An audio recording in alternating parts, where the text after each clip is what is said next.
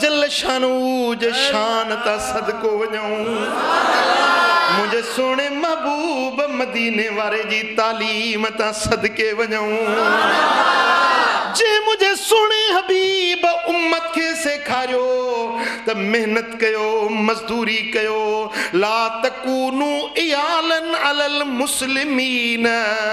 मुसलमानन जे मथा बार बणजी न वञो अदा मां फकीर आहियां मस्जिद में अला अला कंदुसि अबा फकीर त आहीं खाईंदे किथों अला ॾींदो हज़रत उमर सईं रज़ी अल्लाह ताला ने ॾिठो फारूक आज़म हमरा वेठा आहिनि मस्जिद में छा था कयो चई नाबुद रब्बना पंहिंजे रब जी इबादत था कयूं खाईंदो किथों चए न तवक्कल अल्लाह अल्लाह ते भरोसो अथऊं पाण डंडो खयूं तवक्कल अला अक़दार क़ौमिकुम तव्हां पंहिंजी क़ौम जे कुननि ते भरोसो करे वेठा आहियो उथो वञी पोरियो कयो वञी महिनत मज़दूरी कयो साईं इहा फ़क़ीरी न आहे लुंडी फ़क़ीरी घर में वेठो आहे कुंड में न कमु करे न धंधो करे न वापार करे न महिनत मज़दूरी करे ॿियनि जे मथां बार बणियो वेठो आहे इहा शरीयत कोन थी सेखारे इहा फ़क़ीरी असां वटि न आहे फ़क़ीरी इहा आहे जो हथ कार सां हुजे दिलि यार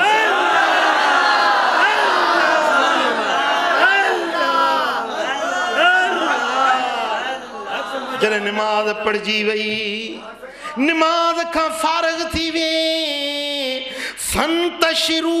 फिल अर्दे वब्तगू मिन फदलिल्लाह रब तो फरमाए त ज़मीन में पखड़जी वञो हलाल रोज़गार जी वञी तलाश कयो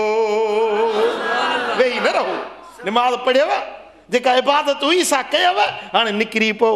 ज़मीन ते फैलजी वञो वञी हारपो कयो वञी मज़दूरी कयो वञी वापार कयो वञी हलाल जो धंधो कयो वेही न रहो पोरियो कयो इहो पोरियत अल्लाह जो दोस्त अल कासिब हबीबुल्लाह पोरिये करण वारो मेहनत करण वारो अल्लाह जो दोस्त गुड़ माण्हू वापार जे लाइ निकितो साईं फरमाइनि था अत्ताजिरु सदूकुल अमीन मअन नबिय्यीन वस्सिद्दीकीन वश्शुहदाए वस्सालिहीन यौमल क़ियामा वो वापारी जेको वापार में सच्चो ॻाल्हाईंदो आहे अमानतदार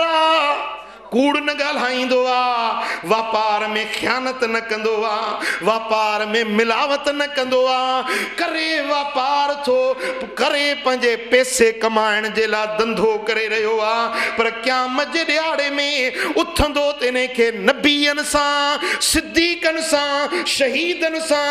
वलीअनि सां गॾु उथारे जन्नत ॾे मोकिलियो वेंदो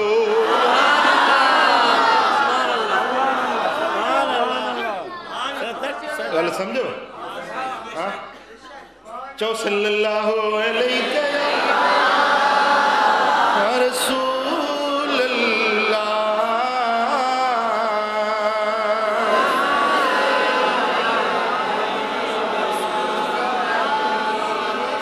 वला तअमलून मिन अमलिन इल्ला कुन्ना अलैकुम शुहूदा रब तो फरमाए त मुंहिंजा बाना तव्हां जेको बि अमल कयो था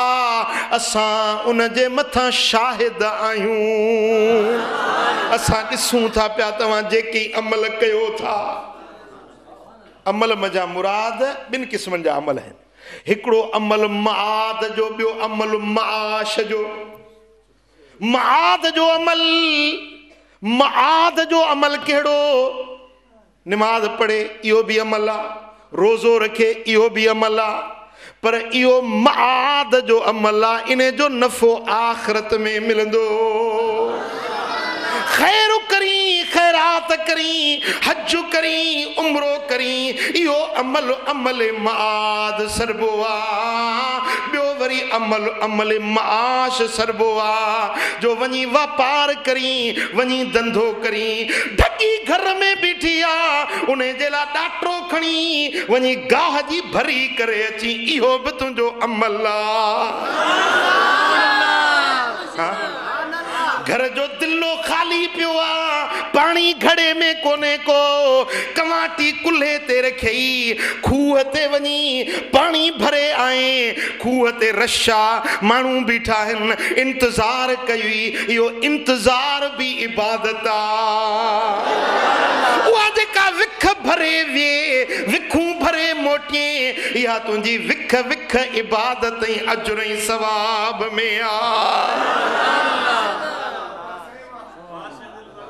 समझो हाँ सुभान अल्लाह रब्बुल आलमीन जल्ल शानो फरमाए थो ओ मुझा बान्हा व आयतुल लहुमुल अर्दुल मैततु अहयैनाहा व अखरजना मिन्हा हब्बन फमिन्हु याकुलून वजअलना फीहा जन्नातिम मिन नखीलिन व आनाबिन व फज्जरना फीहा मिनल उयून लियाकुलू मिन समरिही वमा अमिलतहु ऐदीहिम अफला यशकुरून।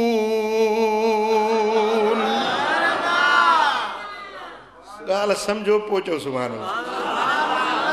व आयतुल लहुम इनन जिला इया भी मुझी निशानी है मुरब्ब जी आयता केड़ी व आयतुल लहुमुल अर्दुल मैता जमीन जेका वैराना जमीन जेका उजड़ला गैराबाद जमीना अहयैना इन वैरान जमीन के मां रब आबाद कंदो आया रब की आबाद कंदो वैरान जमीनू काछे जा पोठा पिया हैं तिलो नहीं का सावक नहीं पो रब किए थो उन्हें बंजर जमीन के आबाद करे केरी मल गौर त करे दिस त मुझे करीम जी कुदरत तो के नजर ही व आयतुल लहुमुल अर्दुल मैततु अहयैनाहा व अखरजना मिन्हा हब्बा उन वैरान जमीन के मारब जिंदा तो कया यानी उन्हें के आबाद तो कया उन्हें मजा मारब दाना तो पैदा कया फमिन्हु याकुलून वे दाना जेकी मुरब पैदा कया उन्हें मजा ये खाइन था वजअलना फीहा जन्नातिम मिन नखील खजूरन जा बाग मां रब थो पैदा कया अंगूरन जा बाग थो पैदा कया व फज्जरना फीहा मिनल उयूने उन्हें वैरान जमीन में कारेजू पानी जू नहरू पानी जू जेमल मीह वसे थो त नयूं पानी जू हेडो गाज गड़गड़ करे थी वहे होडो सोल मजा पानी जा दधका था वचन प्या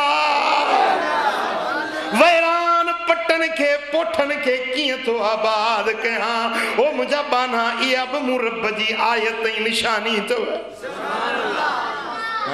वमा अमिलत हो ऐदीहिम तव्हां जे हथन को पोरियो न कयो तव्हां मेहनत को न कई तव्हां हारपो को न कयो तव्हां बिजू को न छटियो तव्हां हर को न खेड़ियो तव्हां उन जाय ते मेहनत को न कई बिना मेहनत जे मूं रब तव्हां खे ॾिनो पोइ अञा बि शुक्र नथा कयो मुंहिंजो